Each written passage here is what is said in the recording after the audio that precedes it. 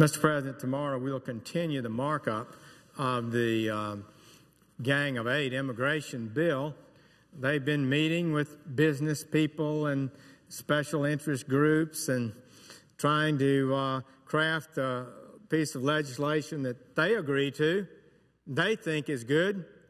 Didn't have anybody representing Main Street America, didn't have anyone representing the law enforcement community who could explain how this system ought to work. As a result, their bill doesn't have any kind of effective improvements in our law enforcement that would be really effective.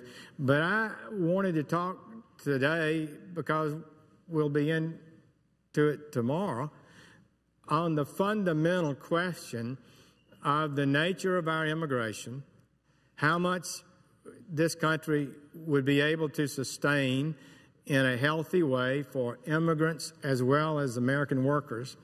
And I've been concerned for some time that the numbers are just too large, that we're not able to assimilate people effectively in these large numbers, but significantly, we don't have the job created sufficiently to allow us to employ them. And it would have only a negative impact on American workers. Now you say, well, you're not very positive, Sessions. You know, we're growth-oriented. We're just going to grow this economy, and there'll be plenty of jobs out there. And be like Ronald Reagan, would you? Be sunny all the time. Don't talk negative. Don't worry about this. But I'm looking at some numbers. And I think it's wise for America to be prudent, be smart, be careful before we establish policies that we can't sustain, before we establish policies that create more unemployment in America and damage our economy. That could happen. I asked the sponsors of the bill, asked Senator Schumer how many people would be admitted under the bill. Well, he wouldn't say. I said it looked like it might be 30 million. Is that correct? No. Well, how many is it, Senator Schumer? He didn't say. They have yet to say how many people would be admitted under the biggest change in immigration we've had since at least 1986, and really larger in its impact than 86. So this is an odd thing.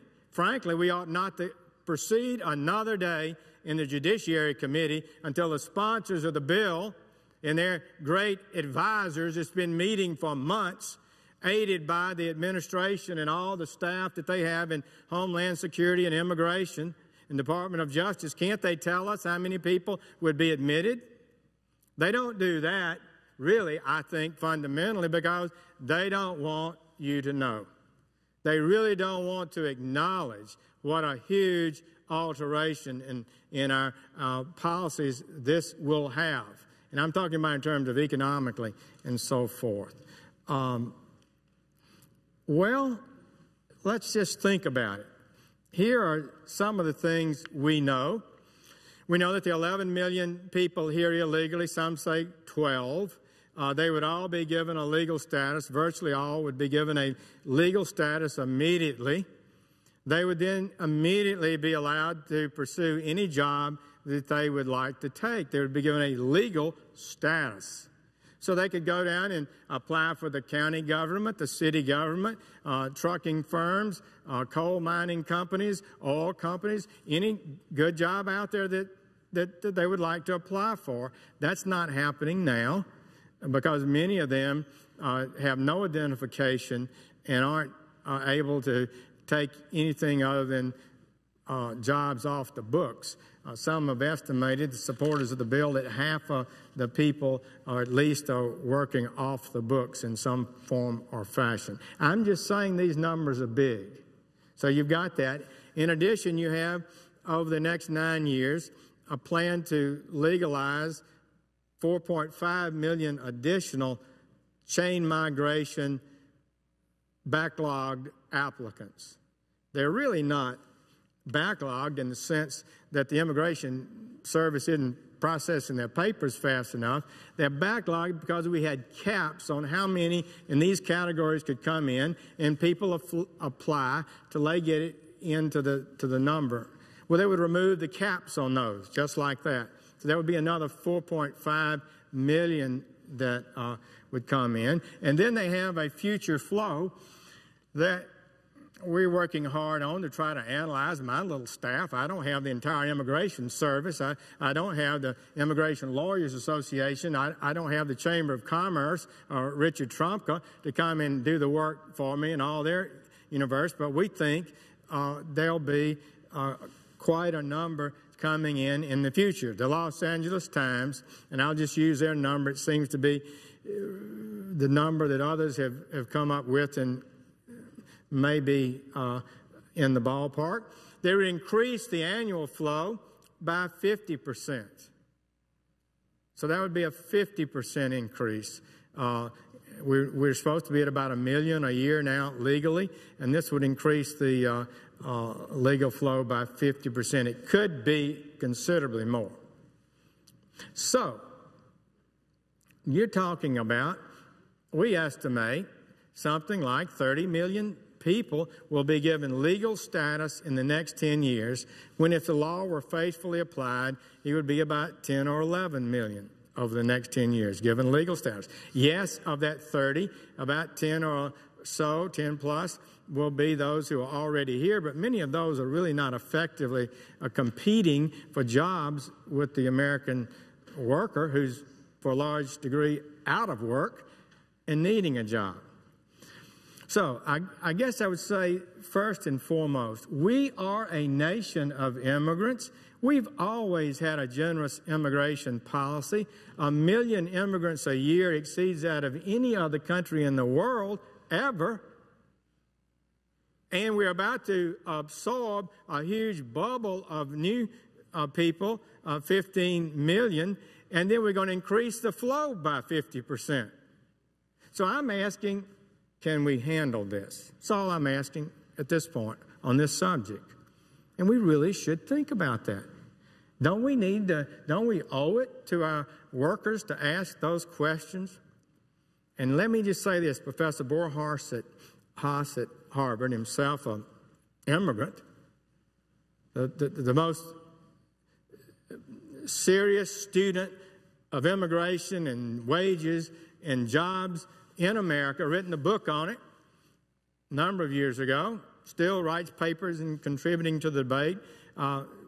He demonstrates absolutely through intense high-level economic studies that increases in workers reduces wages. Surprise? More workers reduces wages. It allows a business to find a worker without having to pay more money. They'd be able to get people to work for less. And they like that. That's great for them. But my Democrat colleagues have been pointing out for a long time now, and sadly there's too much truth in their complaints, that the average wage of the American worker over the last, at least since 2000, and some say as far back as 1970, have not kept up with inflation. Profits doing pretty well for a lot of companies, but workers' salaries haven't even kept up with inflation. And our unemployment rate is exceedingly high today. And that's a fact. And Professor Borhaus attributes a good bit of that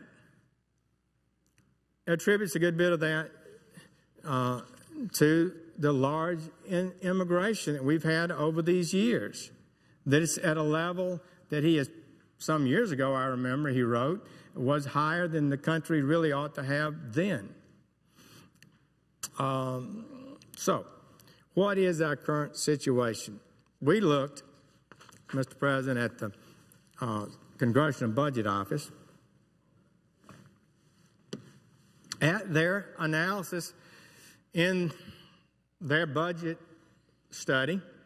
They present to Congress every year, and they work hard at this. Nobody knows the answers to all of these questions, but CBO is as good an objective a number as you normally get. I'll just tell you, this is what they predicted. They are predicting that what experts are saying is correct, and that is our economic growth in mature economies like Europe, like the United States, like Japan, is not going to reach the peaks of growth that we've had in some of the go-go eras of the past. Bill Gross, that has the biggest bond fund in the world, PIMCO, has called it the new normal, that we're going to have a lower growth. Hopefully we'll be steady, but it's going to be lower, and it will create less jobs. That's just what the projections are for the future. In February of this year, Mr. President, the CBO projected that job growth in the second 5 years of their 10-year budget analysis, years 19 through 23, job growth per month, the number of jobs we added, the number of jobs that employers expect to add to their workforce would average only 75,000 a month. Isn't that something? I mean, surely, hopefully we could do some better than that, but that's really something. This is a 10-year plus plan of immigration policy that this gang of 8, have they talked to Mr. Elmendorf? Have they talked to anybody about how many jobs we're actually going to need other than some of our Silicon Valley gurus and some of the Chamber of Commerce and some of the big agricultural industries and some of those folks? So that's all the people they're talking to?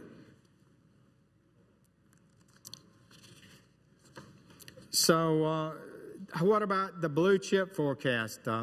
This is a very, very much watched forecast. They make forecasts on a lot of different issues. It's the average of 55 private economic forecasters. So the blue chippers, what do they say the growth will be? They say there would be 2.8% growth, and that between 2016 and 2019, dropping to only 2.5% between 2020 and 2024. In short, they agree with CBO that economic growth will slow down over the next 10 years and not really pick up from the slow growth we're in now to any significant degree. A number of academic economists, Robert Gordon at Northwestern and Tyler Cowen at George Mason, argued that the United States economy has entered a long period of slower economic growth that is not likely to improve dramatically anytime soon. And just yesterday, the Wall Street Journal published their latest survey of 52 economists who predict steady but slow economic growth in the near term. Slow growth means job caution. It just means job caution. Adjust for population growth, and it will take 9 more years to return to the pre-recession levels of unemployment at the current rate of growth, according to the Brookings Institution. That's the liberal think tank, and they're saying it's going to take 9 more years just to get down the unemployment rate we have now to a more normal historic level in the United States. And at the same time, job participation, labor force participation is a record low. Since, I think it's the 1970s when not many women were working. We've gone that low. People are giving up looking for work. Was it 2 months ago? We had 88,000 jobs created in this country in 1 month. 88 people got employment. 486,000 left the workforce. Can you imagine that? 1 month. We only created 88,000 jobs while 486,000 left the workforce. We checked those numbers. About a fifth of those were retirements. I'm sure some earlier than they wanted, starting drawing Social Security earlier than they intended to draw it because they couldn't find work. But a fifth So a little less than 400,000 dropped out, gave up, couldn't find work. So that's a troubling thing. And it's pulling down wages of American citizens who've lost their job and can't find good work. The Labor Department reported earlier this month that 4.4 million Americans have been out of work for more than 27 weeks, and that the broadest measure of unemployment, includes part-time employment and other things, stands at 13.9%, which is really high. So first we'd say, do you want to tell somebody, come into America and we don't have a job for you, or it'll only be temporary and you're going to be laid off? We can't expect that you'll be able to maintain a workforce. There's no doubt that those who want large and ready supplies of labor, who don't want to have to pay more money, provide more benefits to get that labor, are happy with the steady flow, large flow coming into the country.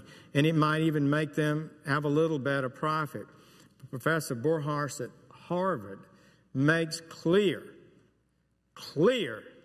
that by maybe $1,600 a year, low-income people making $20,000 or so a year, having their wages brought down that much as a result of an influx of large amounts of low-skilled labor.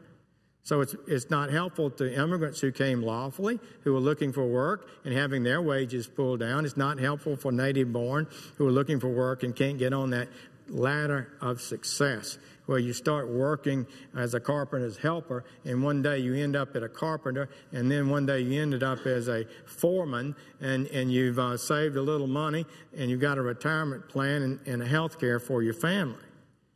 That's what we'd like to see happen in America, and I'm worried about those numbers. Mr. President, we had a hearing. Kind of hard to keep up with it. I believe this was the hearing in which we had, this was another hearing. We had a hearing on high-tech workers. And I just wanted to highlight the testimony of Professor Ron Hira. And he is written for the Economic Policy Institute. That's a liberal think tank. He's done an op-ed at Business Week. He's presented at Brookings Institution and produced academic papers on this subject. So he testified before our committee, and he's been studying high-skilled immigration policy for more than a decade. Now, most of the people entering in into the Gang of Eight bill will not be high-skilled. Most of them will not be on the more merit-based point system that you heard about. It looks pretty clear that the number of people entering on the point-based system, where you have some sort of competitive process, although you get extra points if you have family connections, those people entering that way represent less than 10% of the legislation. Less than 10% of those who would be admitted under the legislation. So this is what Mr. Hira says about the way high-skilled immigration policy is being operated. He said the U.S. policy, as currently designed and administered, does more harm than good. To meet the needs of the United States economy and U.S. workers, our guest worker and permanent residence programs need immediate and substantial overhaul, and we don't really have that kind of reform in this legislation. The principal goal of these programs is to bring in foreign workers who are supposed to complement American workers, making American workers more effective, but the loopholes have made it too easy to bring in cheaper foreign workers with ordinary skills who directly substitute for rather than complement workers already in America. Instead of, you've heard this complementary idea that we can bring in foreign labor that helps the American workers be more efficient, and that it will make everybody better. But according to Mr. Hira, the workers that are being brought in under the H-1B and similar programs, J-1, B-1, L-1, are not doing that. They're bringing in people through a loophole that actually compete for Americans, with Americans for jobs. He says they are, many of these have ordinary skills, and they substitute for American workers. Goes on to say loopholes in these programs also provide an unfair competitive advantage to companies that are specializing in offshore outsourcing, speeding up the process of shipping high-wage, high-tech American jobs overseas, which has disadvantaged companies in the United States that hire mainly American workers. So essentially, as I understood his testimony, people would come here from a foreign country. They live for here and train and work here, and then they go back to their foreign country and set up a plant or business, and the company, U.S. company, outsources the work here, costing American jobs. And he's done studies on this. This isn't just a theory he came up with. And he further testified that the actual H-1B and L-1 visa use has become antithetical to policymakers' goals due to 4 fundamental flaws. The work permits are held by the employer, so basically these individuals come as indentured servants and are able to be controlled in a way that gives the employer an advantage over an American worker. Number 2, he says that the visa period is far too long for them to come. And in addition to the inherent design flaws, there's little oversight or enforcement on these programs. Nobody's watching them. According to Professor Hira, by closing H-1B and L-1 visa loopholes, Congress would create and retain tens of thousands of high-wage American jobs and ensure our labor market works fairly for American and foreign workers alike. So I'm summarizing now. In his opinion, the following needs to be done. Institute an effective labor market test. Make sure we actually need these workers. Pay workers true market wages. He asserts they're not being paid true market wages. Limit the visa to a maximum of 3 years. For a lot of reasons, I suggest that's very important, with no renewal. Because if you come for longer periods of time and you can renew and renew, then you end up with somebody who's married here, their children are in junior high school, maybe they're American citizens by now, and you're going to ask them to leave even though the law would say for them to leave? It's not likely. That's how 40% of the people here illegally have come to America. They've come legally but overstayed the visa that they had.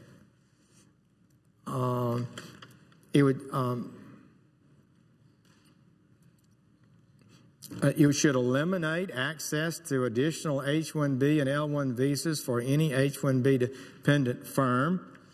Those that are dependent on these programs to maintain their basic workforce, they should be the ones to have their numbers reduced, not getting more and more. Should shine a light on the progress, institute sensible oversight, establish clear, single objective for the program. And also other programs, he notes, are badly in need of an overhaul and are being used to circumvent the annual numerical limit on H-1Bs and the regulatory controls on the L-1 program. Given the widespread use of H-1B and L-1 visas by offshore outsourcing firms, people who are really moving jobs out of the United States, Congress should take affirmative steps to make clear that both guest worker program and permanent residence are immigration issues, not trade and policy issues. finally, you've heard over and over again from my good friends in Silicon Valley and all the great things that they've done, and we're proud of them, and they've so been great for America. He talks about some of them. And he contested the assertion by Mr. Brad Smith of Microsoft. They've been aggressive in pushing this program. He pushes back and contests the assertion that the United States does not have enough high-skilled workers. You've heard that. We don't have enough high-skilled workers. He says no. He studied it. According to Professor Hira, the unemployment rate for STEM graduates, science, technology, engineering, and mathematics. We've been told we've got to have more and more foreign workers. But he says graduates, that the unemployment rate for STEM graduates is higher than that of regular college graduates. Goodness. He noted that in the petroleum engineering field, things have gone better. Wages have increased, prompting an increase in the enrollment in such programs by American college students who almost exclusively have filled the petroleum engineering job. That's the way the system's supposed to work. Wages start going up. There's a shortage of petroleum engineers and workers. People start majoring in that, and they go out and find jobs. That's the way the system's supposed to work. This example, he says, shows that markets do work when they're allowed to work. But he said that H-1B and L-1 programs are intervening in labor markets, and with that privilege should come accountability. So, Mr. President, I would conclude by saying I urge my colleagues, before we rush out and sign up on an immigration proposal that has all kinds of special interests and political interests, somebody asked the question, what is it doing to recent college graduates as well as low-skilled workers? Doesn't the actual statistical data from thorough experts indicate that these workers are struggling today? Many are unemployed, in much need of work. Peter Kirsanow of the Civil Rights Commission and Abigail Thernstrom, also on that commission, wrote a letter to the President and to the Congress that said that we don't have a shortage of low-skilled workers in America. We have a glut of them. We have more low-skilled workers looking for jobs than we have jobs.